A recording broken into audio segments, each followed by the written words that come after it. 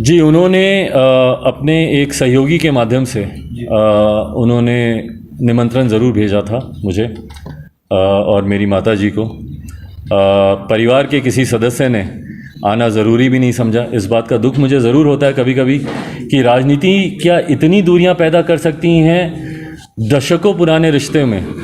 मैं आज 40 साल का हूं और 40 साल में क्या इतनी कभी हम लोग के बीच में नज़दीकियां नहीं रही कि एक कुर्सी की लालच आपको परिवार से इतना दूर कर दे। भाई, अगर ये विचारधारा की लड़ाई होती तो मैं इसको खुलेआम स्वीकार करता।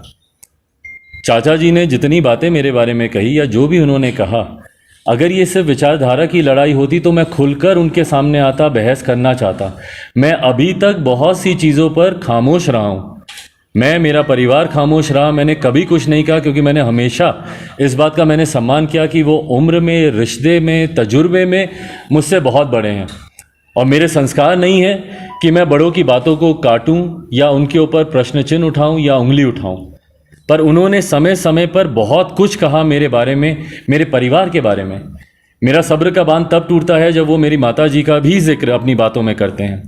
ऐसी बातों को कहना कि भाभी से ज़्यादा, चिराग से ज़्यादा वो मुझे मानते थे, ये कहीं ना कहीं ऐसी बातें हैं जो कि परिवार को दुखी करती हैं। और आप एक ऐसे व्यक्ति के बारे में कह रहे हैं जिनके निधन को अभी साल भर नहीं हुआ।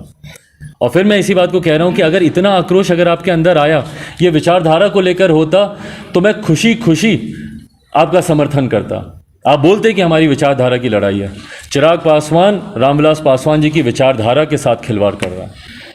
वो जो दलितों, वंचितों, शोषितों, अल्पसंख्यकों, समाज के गरीब वर्ग के लोगों के लिए जो हमारे नेता लड़ाई लड़ते थे, चिराग पासवान उसके खिलाफ जा रहा है। इसलिए मैं इसका विरोध करता हूँ। मैं भी उनके समर्थन में जाके खड़ा होता अगर ये विचारधारा की लड़ाई होती। पर आप सब जानते हैं, मुझे टोकिएगा ना अगर मैं दोबारा गलत बोल रहा हूँ, क्या ये विचारधारा की लड़ाई थी? ये सिर्फ व्यक्तिगत स्वार्थ की लड़ाई थी। सिर्फ उनको मंत्री बनना था, उस बात की लड़ाई थी। मुझे आक्रोश इस बात पर है कि उन्होंने अपने व्यक्तिगत स्वार्थ के लिए हमारे नेता के विचारधारा के साथ उन्होंने समझौता कर लिया। आज वो एक ऐसे व्यक्ति की गोद में जाकर बैठे हैं जिन्होंने हमारे नेता की बरखी पर आकर उनको श्रद्धांजलि तक देना जरूरी नहीं समझा। भाई, कौन नहीं जानता नीतीश कुमार जी को? कौन नहीं जानता कि उन्होंने हमारे नेता को अपमानित करने के लिए, उनकी राजनीतिक हैसियत को मिटाने के लिए उन्होंने क्या क्या हथकंडे नहीं अपनाए। आज पहली बार उन्होंने हमारी पार्टी को तोड़ा क्या? 2005 में दोनों विधानसभा के चुनाव में नीतीश कुमार जी ने हमारी पार्टी को तोड़ने का काम किया। हमारे राज्यसभा सांसद को उन्होंने तोड़ने का काम किया। हमारे एमएलसीज को उन्होंने तोड़ने का काम किया। और तो और हमारे नेता की राजनीतिक हैसियत को मिटाने के लिए दलित, महादलित समुदाय का उन्होंने गठन करने का काम किया। और आप ऐसे व्यक्ति की गोद में जाकर बैठ गए। कैसे आप खुद को, अपने परिवार को, अपने समाज के लोगों का आप सामना करेंगे? क्या आप एक ऐसे व्यक्ति का समर्थन कर रहे हैं जो हमारे नेता के सम्मान में उनको श्रद्धांजलि देने के लिए 2 श्रद्धा के सुमन तक अर्पित करना जरूरी नहीं समझते? और आज आप उनके कोटे से जाकर आप मंत्री बने हुए हैं जो हमारे नेता को उनकी पुण्यतिथि पर याद तक करना जरूरी नहीं समझते। हमारे नेता जब इतने समय तक अस्पताल पे थे, नीतीश कुमार जी ने एक बार फोन करना जरूरी नहीं समझा। आप तमाम पत्रकार साथी इस बात के साक्षी हैं। जब आप ही लोगों ने जब उनसे सवाल पूछा था कि उनकी तबीयत अस्वस्थ है, तो उन्होंने मुस्कुरा के क्या जवाब दिया था? अच्छा, हमें तो मालूम ही नहीं है। एनडीए की उस प्रेस वार्ता में उन्होंने किस तरीके से अहंकार दिखाते हुए उन्होंने कहा था कि जाइए जाकर पूछिए रामविलास पासवान जी से कि क्या वो अपने 2 विधायकों के समर्थन से राज्यसभा चले गए हैं क्या? ये अहंकार वो हमारे नेता को तब दिखा रहे थे जब हमारे नेता वेंटिलेटर पे थे।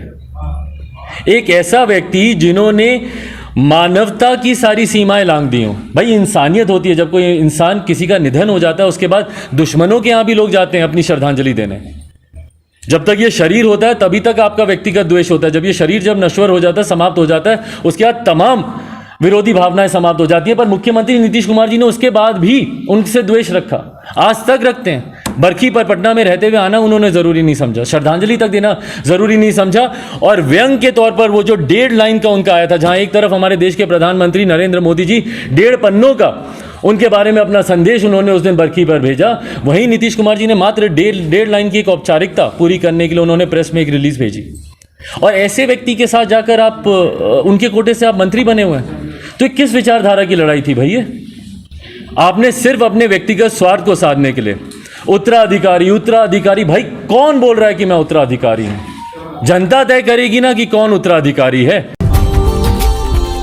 Subscribe now and press the bell icon. Never miss an update.